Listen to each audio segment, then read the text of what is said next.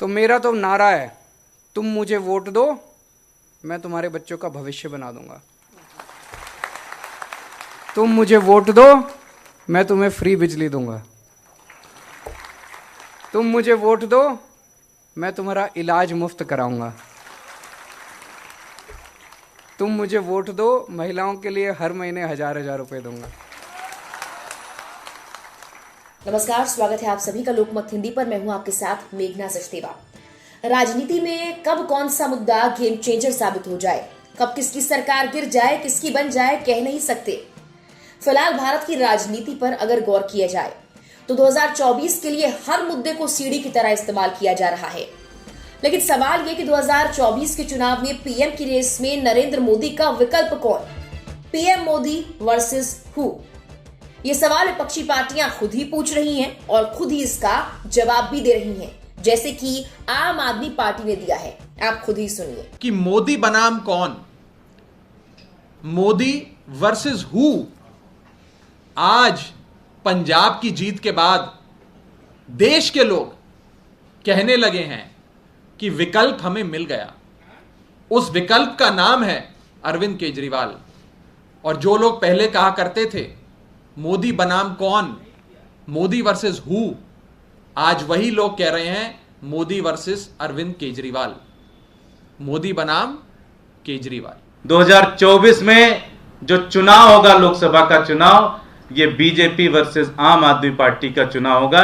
अब Modi versus who की लड़ाई नहीं है, अब मोदी वर्सेस केजरीवाल की लड़ाई है। ये बात तय हो गई 2024 के अंदर जो चुनाव होने जा रहा है वो आम आदमी पार्टी बनाम भारतीय जनता पार्टी होने जा रहा है। और ये तय हमने नहीं किया, ये आज भारतीय जनता पार्टी ने जो सुबह से इन्होंने उठक पटक की है उससे ये बात इन्होंने तय कर दी। वैसे तो आम आदमी पार्टी और भाजपा के बीच जुबानी जंग कोई नई बात नहीं है, लेकिन जब प्रधानमंत्री नरेंद्र मोदी ने युवाओं को फ्री की रेवड़ी से बचने की सलाह दी तो इसके बाद गहमा गहमी बढ़ गई। फ्रीबीज को लेकर आम आदमी पार्टी और बीजेपी में वार पलटवार शुरू हो गया। उसके बाद शराब नीति पर बवाल, रोहिंग्या पर सवाल। शुक्रवार को दिल्ली के डिप्टी सीएम मनीष सिसोदिया के घर सीबीआई का छापा पड़ा।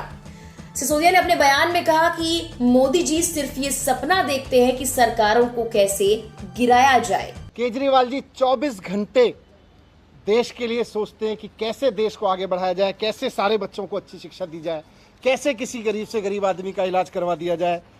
मोदी जी 24 घंटे ये सोचते हैं कि कौन से राज्य में पोजीशन की सरकार है, उसको पैसे देके या सीबीआई का डर दिखा के या ईडी का डर दिखा के कैसे उसको गिरा दिया जाए। मोदी जी 24 घंटे ये सोचते रहते हैं। पंजाब विधानसभा चुनाव में मिली बम्पर जीत के बाद अरविंद केजरीवाल गुजरात में गारंटी पर गारंटी दे रहे हैं। वहीं दूसरी ओर सीबीआई जांच के मुद्दे को लगातार दोनों पार्टियों की तरफ से 2024 के लिए भुनाया जा रहा है। माना जा रहा है कि गुजरात के सहारे ही अरविंद केजरीवाल को आम आदमी पार्टी 2024 के लिए पीएम के उम्मीदवार के तौर पर पेश करना चाहती है। हालांकि ये तो संभव तभी है जब गुजरात में पंजाब की तरह आम आदमी पार्टी कुछ कमाल कर दिखाए। आज हम लोग शिक्षा और स्वास्थ्य की गारंटी देने आए हैं। गारंटी मतलब कि अगर हम काम ना करें तो हमें अगली बार वोट मत देना। हम कह रहे हैं कि हम सत्ता में आए तो हम वही अच्छी अच्छी चीजें करेंगे जो हमने दिल्ली में करके दिखाई है। हम झूठे वादे नहीं करते। हम कह रहे हैं कि हम वही चीजें करेंगे जो पंजाब में कर रहे हैं हम लोग। हम झूठे वादे नहीं करते। हम स्कूल बनाएंगे, हम अस्पताल बनाएंगे, हम रोजगार देंगे, हम बिजली देंगे। जनता के मुद्दों की बात कर रहे हैं। बीजेपी कांग्रेस वाले वो बात नहीं करते। बीजेपी कांग्रेस वाले आते हैं, एक दूसरे को गालियां देते हैं, चले जाते हैं, जनता को तो कुछ मिलता नहीं है। अब गुजरात के अंदर नई राजनीति होगी, नई पार्टी आएगी, नए चेहरे होंगे, नई क्रांति होगी। गुजरात के अंदर बदलाव शुरू होगा। 27 साल से जो ये लोग लूट रहे थे, खसोट रहे थे, अब इसको बंद करने का टाइम आ गया। आ गया कि नहीं आ गया है? गुजरात की सत्ता पर बीजेपी 2.5 दशक से ज्यादा वक्त से काबिज है। अभी तक गुजरात में भाजपा बनाम कांग्रेस का मुकाबला ही रहा, लेकिन इस बार आम आदमी पार्टी उतरकर इसे त्रिकोणीय लड़ाई बनाने में जुट गई है। केजरीवाल इस समय हिमाचल प्रदेश से ज्यादा गुजरात के चुनाव पर अपना ध्यान केंद्रित कर रही हैं। इस समय भी वो 2 दिन गुजरात के दौरे पर हैं। उनके साथ डिप्टी सीएम मनीष सिसोदिया भी गए हैं। अगस्त के महीने में ये उनका चौथी बार गुजरात दौरा है, जबकि पिछले 4 महीने में वो आधा दर्जन से ज्यादा बार गुजरात में दौरा कर चुके हैं और पार्टी का प्रचार कर चुके हैं। इस वक्त गुजरात चुनाव में उसी रणनीति का इस्तेमाल किया जा रहा है जिसके दम पर दिल्ली और फिर पंजाब में आम आदमी पार्टी ने सरकार बनाई। अच्छी शिक्षा, अच्छा स्वास्थ्य, मुफ्त बिजली और युवाओं को रोजगार देने वाला आम आदमी पार्टी का मॉडल। गुजरात चुनाव में इन्हीं पहलुओं को अपनी गारंटी आम आदमी पार्टी ने बताया है, जो वो सरकार बनते ही देने की बात कर रही है।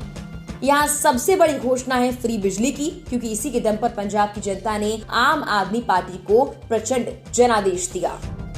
गुजरात में युवाओं को साधने के लिए अरविंद केजरीवाल ने रोजगार को लेकर बड़ा वादा किया। उनकी तरफ से जोर देकर कहा गया कि सरकार बनते ही 10 लाख सरकारी नौकरी निकालने वाले हैं। गुजरात चुनाव में इस बार रेवड़ी कल्चर वाला मुद्दा भी बढ़ता हुआ नजर आ रहा है। यानी अरविंद केजरीवाल पीएम के बयान पर गुजरात में खेला करना चाहते हैं। उन्होंने फ्री की योजनाओं को भगवान का प्रसाद बताया है। आम आदमी पार्टी ये भी बखूबी समझती है कि ताजा छापे से उसकी छवि को गुजरात में नुकसान हो सकता है, इसलिए सीबीआई को केंद्र की कठपुतली बताते हुए ताजा कार्रवाई को राजनीति से प्रेरित और केंद्र सरकार की आग को कमजोर करने की साजिश बता रही है। गुजरात की सत्ता पर भाजपा 27 साल से काबिज है। 1995, 1998, 2002, 2007 और 2012 के बीच 5 चुनावों में बीजेपी 182 विधानसभा सीटों में से 115 से लेकर 127 के बीच सीटें जीतकर सत्ता में रही। 2017 में 99 सीटें जीतकर छठी बार सरकार बनाई। 2014 और 2019 के लोकसभा चुनाव में क्लीन स्वीप कर सभी 26 सीटें भी जीती। गुजरात भाजपा का सबसे मजबूत गढ़ माना जाता है। साल 2013 में आम आदमी पार्टी की गुजरात इकाई का गठन हुआ।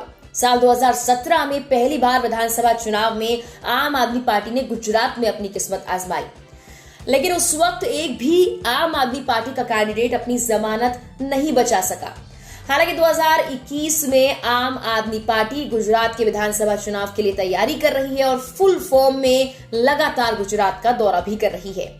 अब ऐसे में देखना यह होगा कि पंजाब में बम्पर जीत के बाद, नतीजों के बाद सब कुछ चौंका देने वाली आम आदमी पार्टी क्या गुजरात के सहारे 2024 के लिए चुनाव में मजबूत एंट्री ले पाती है या फिर नहीं।